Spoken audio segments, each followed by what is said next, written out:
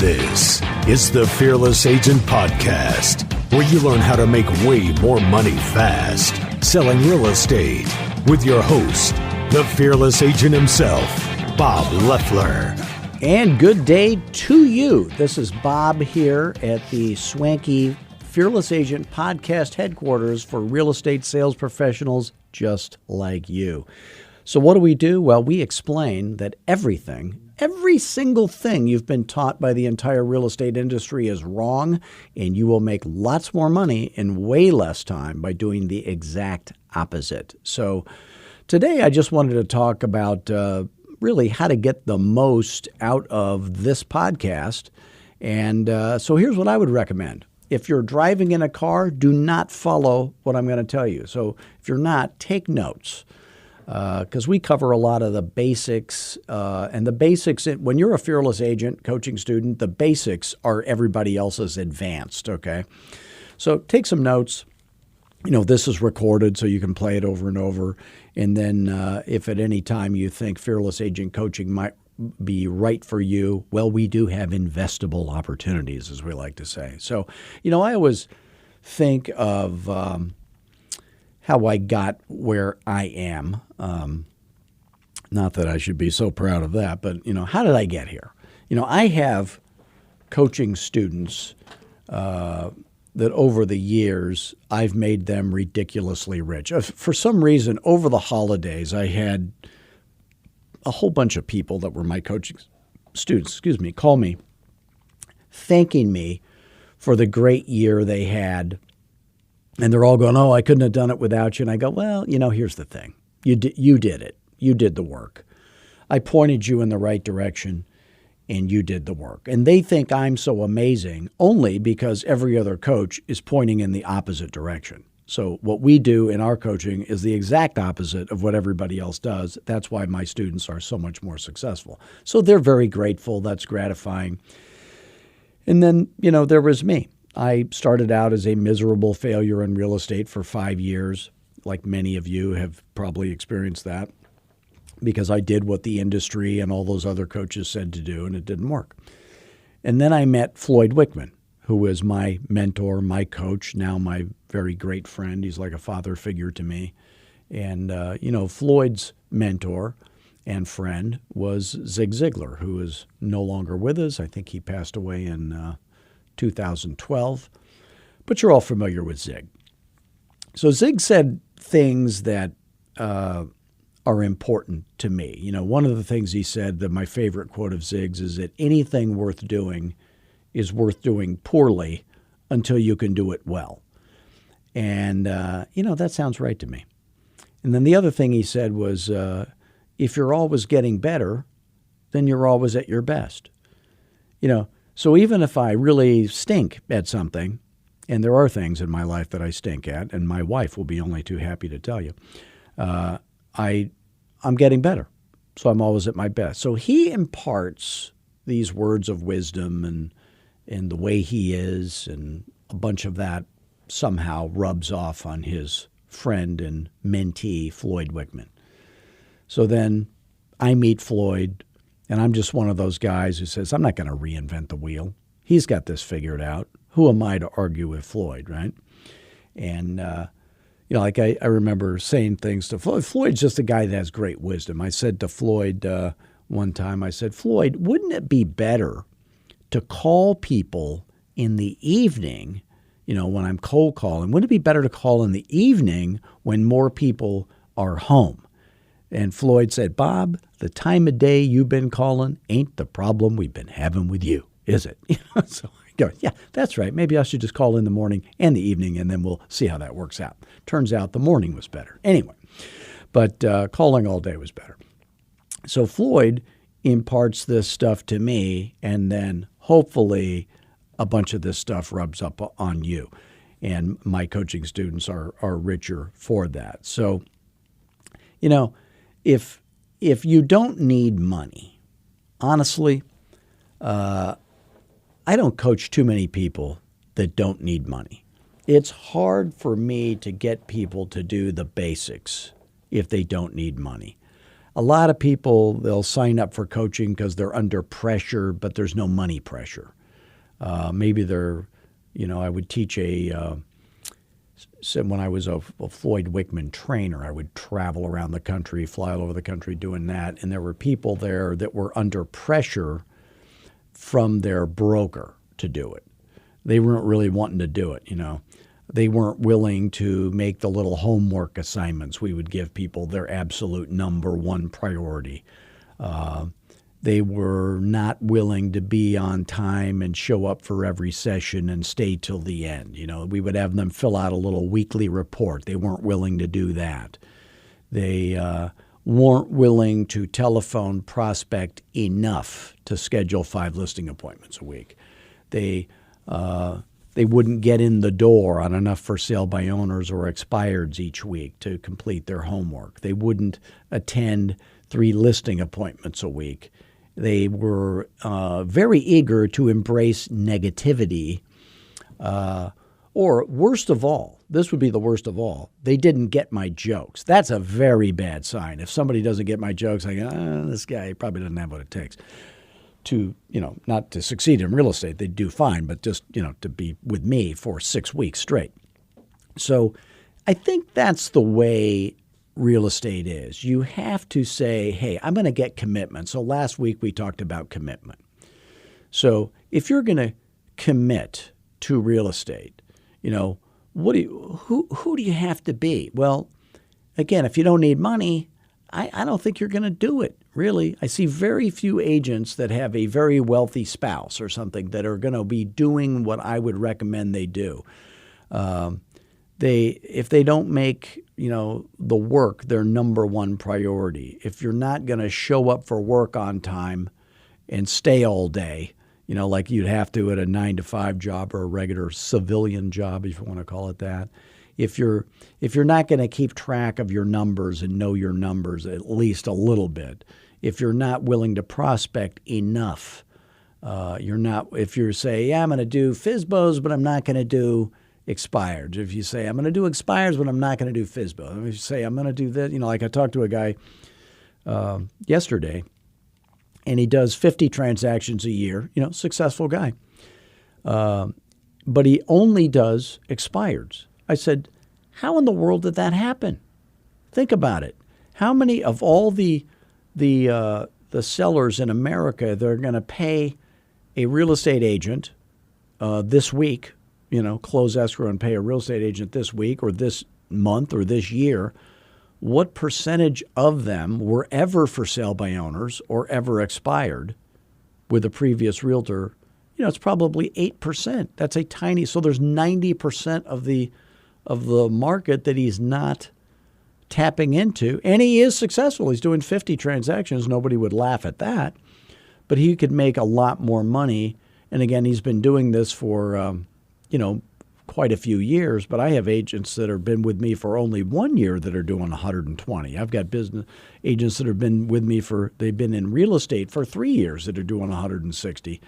So if you're not committed to attending 3 listing appointments a week, and again, if you're negative, if you're a nathery nabob of negativism, in the words of Spiro Agnew, or if you don't get my jokes, it's just not a good sign. So I call my company Fearless Agent for a reason, because I believe it is fear that keeps people from going on the listing appointment. It keeps people from prospecting. Most people don't want to prospect because they say, oh, what happens if they say yes?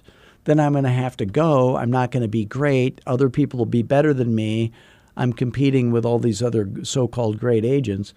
And that's what keeps people from prospecting.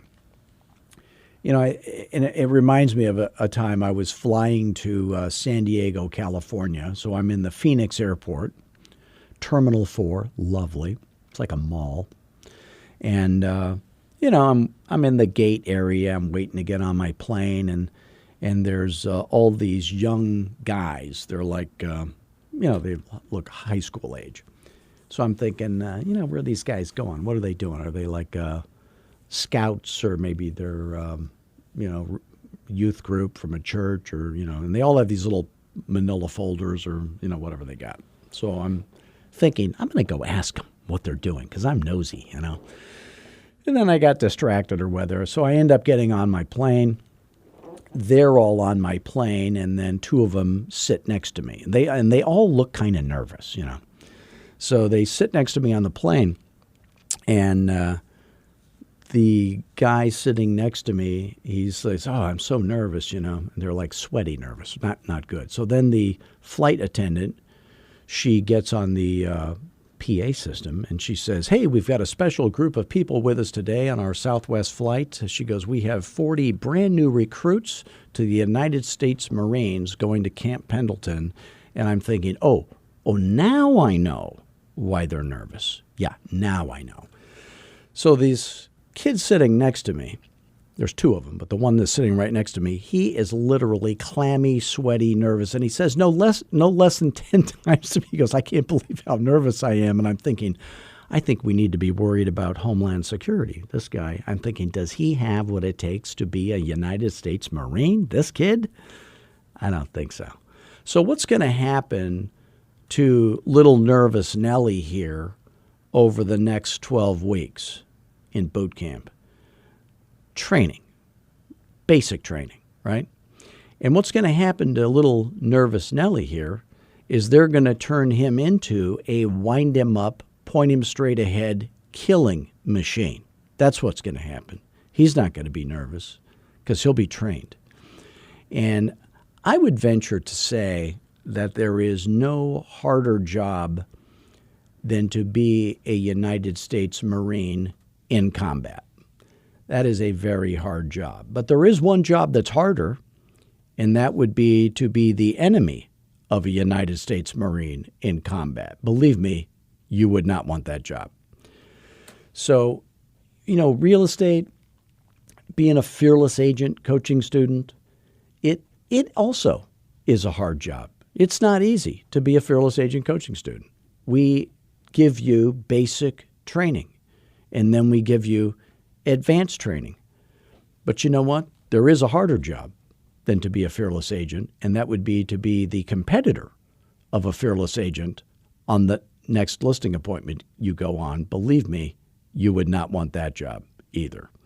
So what is it that we do that makes people special? And again, like Floyd said, it's not what special people, who they are, that makes them special. It's what they do. Well, you're going to be doing things that are different than what all the other agents do. And I'm talking about not just different, a little bit better. It's completely opposite. It's completely different. It's I do business completely differently than all other agents. So what happens? Well, it virtually guarantees you that your house not only will sell, but you would end up with tens of thousands of extra dollars that you would never get any other way if you used a competitor of a fearless agent coaching student. We know how to do stuff that they don't know how to do. And they don't know how to do it because they've been taught all the wrong things to do. Everything's backwards, upside down, crazy by all the other coaches in the real estate industry. It's insane. So if you want to learn, if what we talk about on our podcast here, if any of it makes sense to you and you're thinking, hey, I'm earning less selling real estate than I wish I was, and I'm open to the idea of having some help with that. If that's you, then, you can learn more. You can call me anytime at 480-385-8810. That's my cell phone. I'm not too busy to talk to you. And, let's just see if what you're trying to do and, what we do at Fearless Agent, if that would be a good fit for you. And I love talking to realtors. I don't want you to think you're bothering me. Please don't email me. Please don't text me. And the reason I say that is because there's no such thing as emailing or texting in sales. Sales is about the telephone, so I practice what I preach. I want you to call me. If you do email me, I'm going to call you. I'm not going to email you, I'll tell you that. If you do text me, I'm going to call you. So if you can't afford our coaching, but you wish you could, please go to fearlessagent.com, watch our free webinar where it's like a free test drive. It's about 45 minutes long. Take a bunch of notes. Go to the video training page. My guarantee to you is those free videos will be better coaching than you would pay any other coach any amount of money for in America. And if you ever have a question, you can always call me because we want to help you afford Fearless Agent coaching someday if it's right for you. So again, you can always call me anytime. So, we always talk, everybody always talks about goal setting and stuff like that. And I would say this. I want you to give high-quality presentations, 5 of them: listing, pricing, for sale by owner, buyer, investor, and then one other, I guess that would be 6, is how to present offers to your sellers and to other people's sellers if you do that the correct way, and then keep track of your stats. So, I have a little goal that I'm trying to do.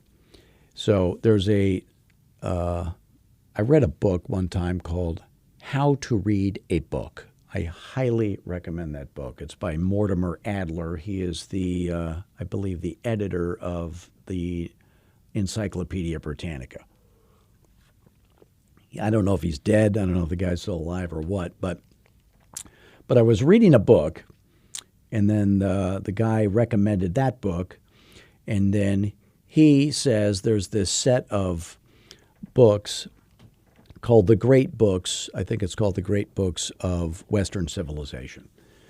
And they were published by Encyclopedia Britannica. There's 54 volumes. I think it starts with Homer and it ends with Freud, and, it's all the stuff in between. Thucydides, Aeschylus, all these, philosophers, Plato, all that kind of stuff.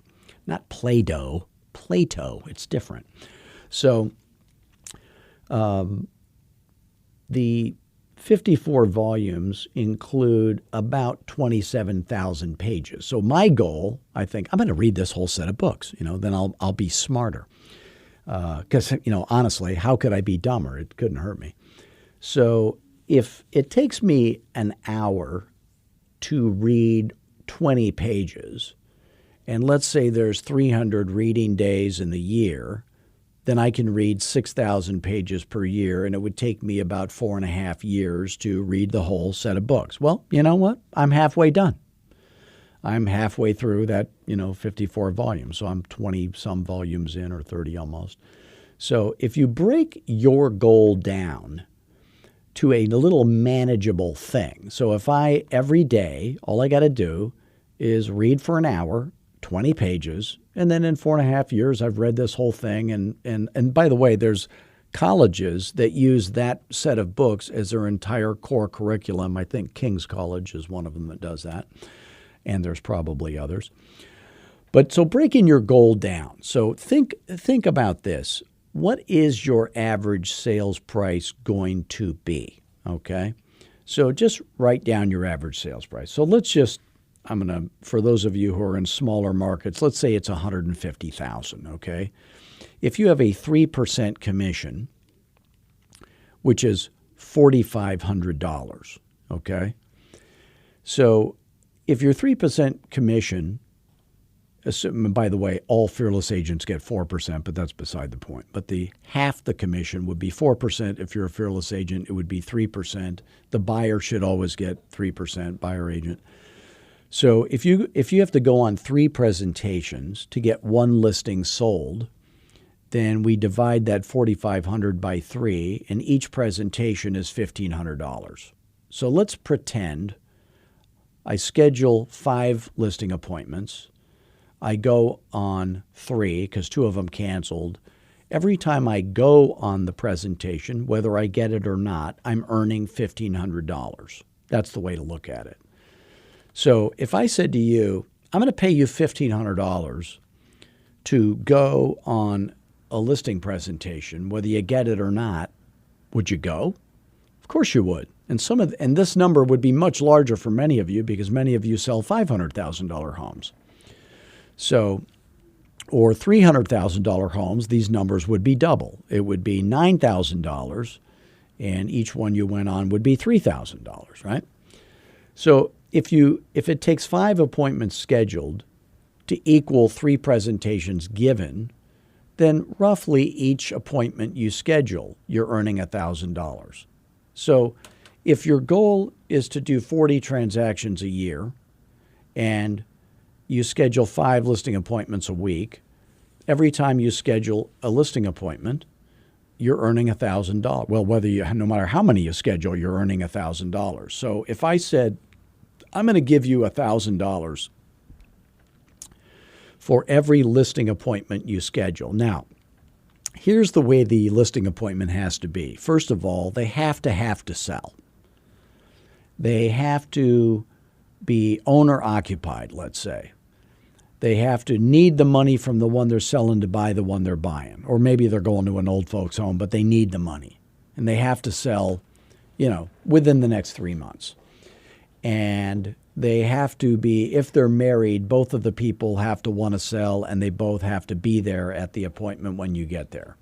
You have to find out how much they think their house is worth by asking the $1 million question. Oh, you don't know what the $1 million question is? Oh, here's the $1 million question. If you were going to win $1 million, Mr. Seller, by guessing correctly, what price realistically do you think a buyer would pay for your house? That's the $1 million question. So they have to get that answered. Then you have to find out how much they owe. Then you book the appointment. That has to be at either 2:30 or 7 p.m. And they have to be serious right now sellers. And hopefully they're nice and sane and smart and they have a ton of equity to pay you with. Okay? So that's the minimum requirement for the listing appointment schedule. So if I'm going to pay you $1,000 American this week for every one of those that you schedule, I want you to just write down what's the number you would schedule. Go ahead, write it down. And now we're going to find out if you're allergic to money. How many did you write down? Did you write down 5? Now, when I do this in a room full of 100 realtors at a speaking gig, no one writes down a number less than 5. No one does. Literally no one. But how many of them did it last week? Well, why didn't they do it last week? Because they really didn't think it through. Now, how many hours of telephone prospecting do you think it would take you on average to schedule one appointment? Now, again, you can call your sphere asking for referrals and if they want to sell their house. You can call brand new for sale by owners. You can call brand new expireds and canceleds. You can cold call up and down the street through neighborhoods. You can, that's what you can do. So those are the things you can do. So how many hours of telephone prospecting do you think it would take you to schedule one appointment? Just guess, write it down, okay?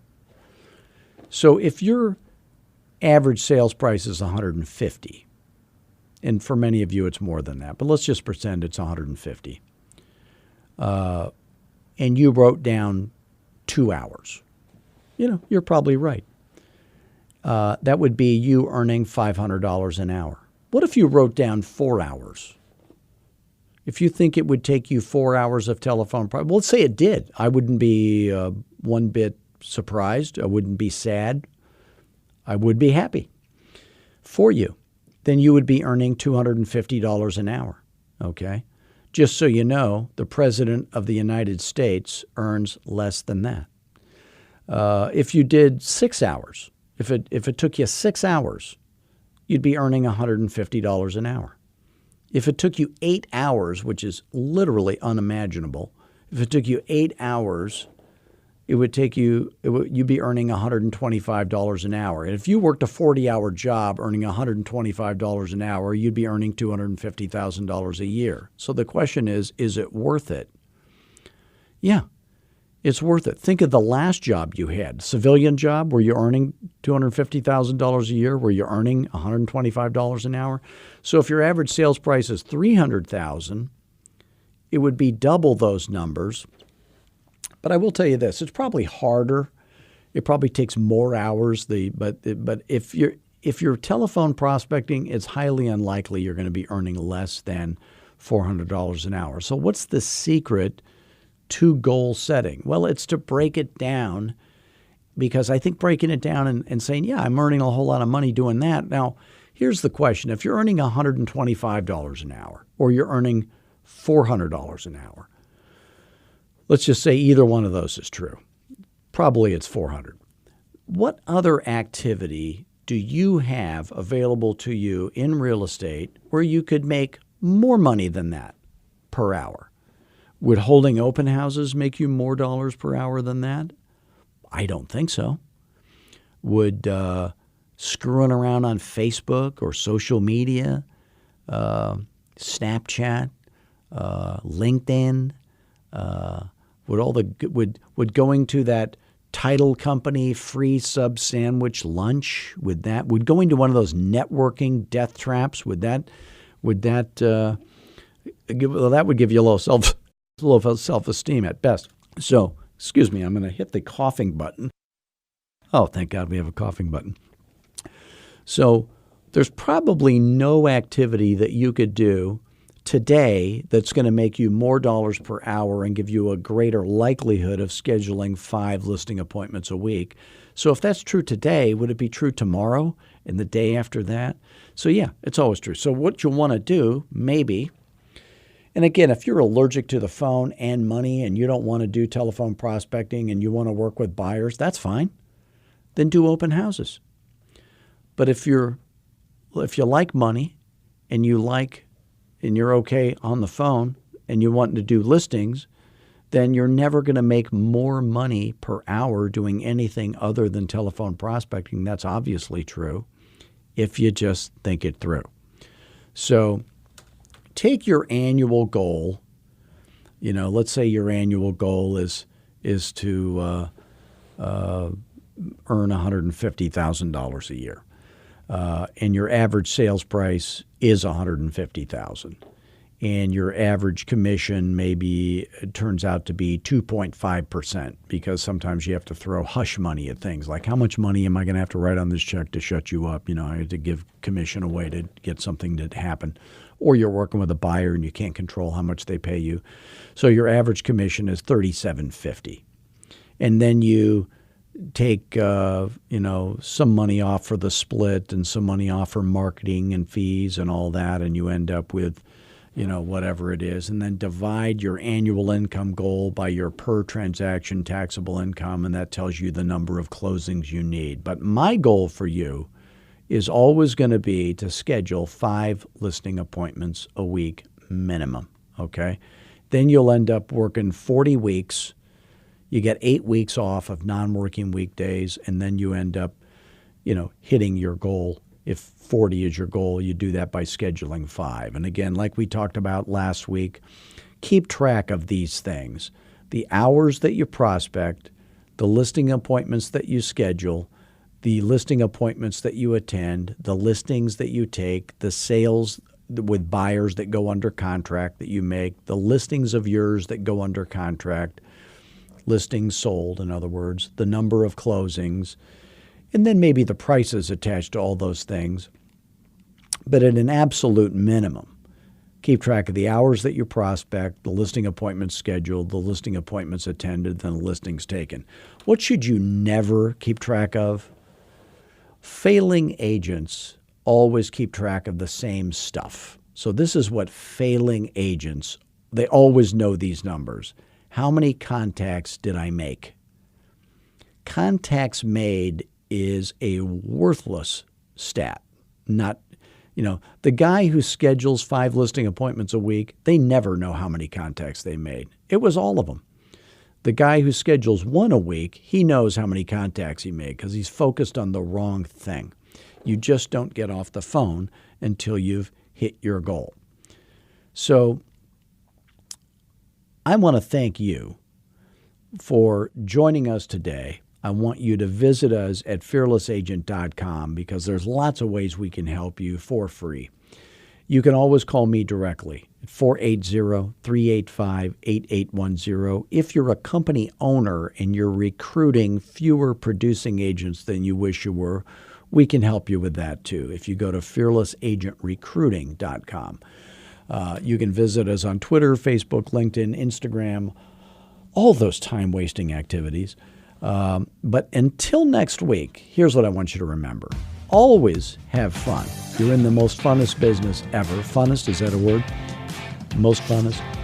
Always be humble. No matter how great you get as a fearless agent, always be humble. And most of all, be fearless. Thanks, gang.